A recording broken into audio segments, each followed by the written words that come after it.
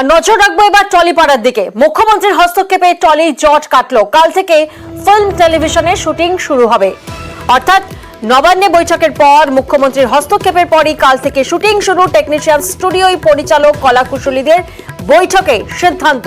মুখ্যমন্ত্রীর বার্তার পরেই জট কাটলো টলিপাড়ায়। প্রতিনিধি মানুষ এই মুহূর্তে আমাদের সঙ্গে রয়েছেন। মানুষ, তাহলে আগামীকাল থেকেই শুরু হবে ফিল্ম এবং টেলিভিশনের শুটিং।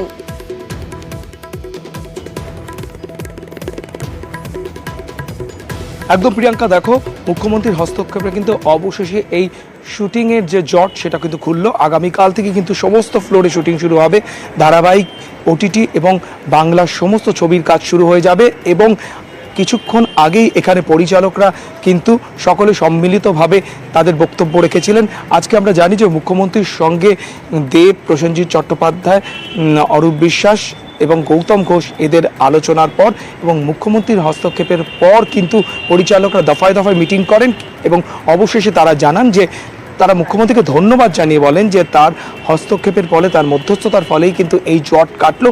আগামীকাল থেকে সকলে ফ্লোরে যাবেন এবং মুখ্যমন্ত্রী যেটা বলেছেন যে কাউকে ব্যান করা যাবে না, তাই জন্য মানুষ, এই জায়গায় তোমার থেকে একটু জানার চেষ্টা করব, কোন কোন বিষয়গুলোতে সহমত এলো সব পক্ষ?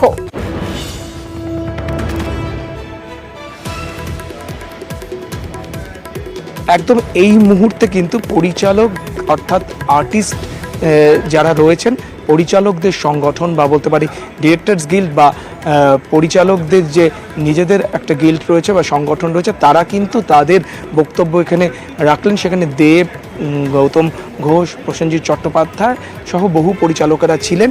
তবে ফোরামের তরফ থেকেও কিন্তু কিছুক্ষণ পর তাদের নিজস্ব বিবৃতি পেশ করা হবে এবং তারপর যেটা রয়েছে ফেডারেশন, এবং ফেডারেশনের তরফ থেকেও তারা বলা হয়েছে কিছুক্ষণ পর তারা আবারও সাংবাদিকদের মুখোমুখি হবেন এবং তাদের কোনো বক্তব্য থাকলে সেটা তুলে ধরা হবে। তবে এখনো পর্যন্ত স্পষ্ট হওয়ার চেষ্টা করব, ঠিক কোন শর্তে এই সমাধান বেরোলো?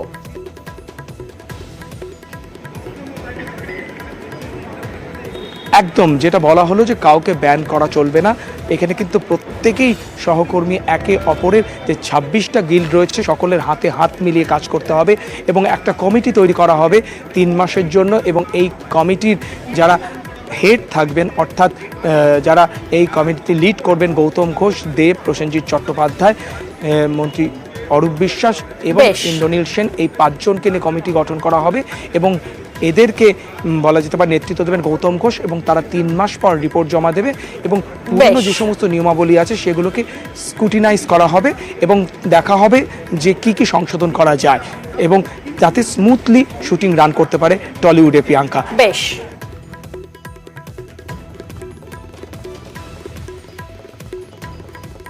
আমি প্রথম দিকে বলছিলাম যে কোনো লড়াই মানে কি বলবো, যুদ্ধ করে হয়নি, কথাবার্তা করেই সমাধান হয়েছে এবং আমরা খুশি কি আজকে আমরা সমাধান করতে পেরেছি। যারা সবাই বলছে মাননীয় মুখ্যমন্ত্রীকে ধন্যবাদ, যে তিনি যদি হস্তক্ষেপ না করতেন ঠিক সময় তাহলে হয়তো এই বনটা হয়তো আরও কিছুদিন হয়তো টানতো। তো আমি ধন্যবাদ জানাবো ফেডারেশনকেও, তাদের সঙ্গে আজকে দুপুরবেলা দিদি কথা বলেছেন, আমাদের সামনে কথা বলেছেন এবং তারাও কোথাও যেন রাজি হয়েছে। তো আমরা কাল থেকে শুটিং শুরু করতে চলেছি, এটাই সত্য।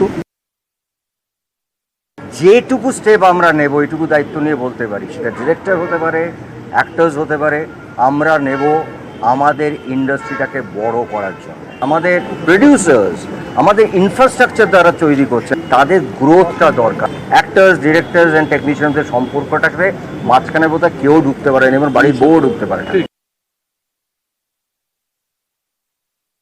আর এবার নজর রাখবো প্রমোটারকে কুপিয়ে খুনে চাঞ্চল্যকর তথ্য সামনে